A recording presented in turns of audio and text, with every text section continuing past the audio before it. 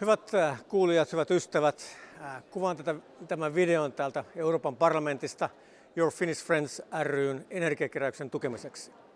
Venäjän hyökkäyssodan seurauksena yli puolet Ukrainan energiantuotantokapasiteetista on tuhoutunut, mikä on ajanut maan entistä kriittisempään tilanteeseen.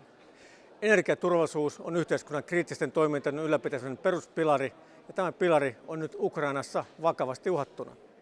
Sodan aikana energiaturvallisuuden merkitys korostuu, koska energian saannin katketessa sairaalat eivät pysty toimimaan, liikennejärjestelyt pysähtyvät ja viestintäyhteydet katkeavat.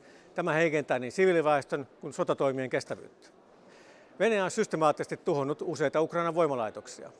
Laitosten työntekijät ottavat valtavia riskejä jatkaessaan työskentelyään iskujen aikana, koska jos laitteistoa ei saada asianmukaisesti sammutettua hätätilanteessa, seuraukset ovat katastrofaaliset.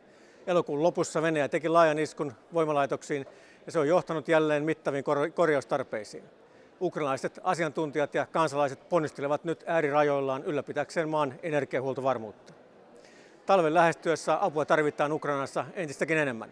Energian saatavuus on elintärkeää sekä sotatoimien tukemiselle että siviiliväestön selviytymiselle.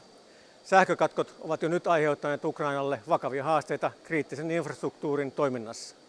Laajat sähkökatkot ovat vaikuttaneet satoihin tuhansiin ihmisiin ja pahimmillaan ne voivat lamauttaa koko maan terveydenhuollon. Me suomalaiset voimme olla mukana auttamassa. Your Finnish Friends ry käynnistää syyskuun puolivälissä 2 viikon mittaisen energiakeräyksen yhteistyössä Zero Line Finland ry:n ja sisäministeriön pelastusosaston kanssa. Tämän keräyksen avulla hankitaan laitteita, jotka takaavat katkeamattoman sähkövirran joukkosidontapaikoille ja muille sairaanhoidon kriittisille kohteille sähkökatkosten aikana.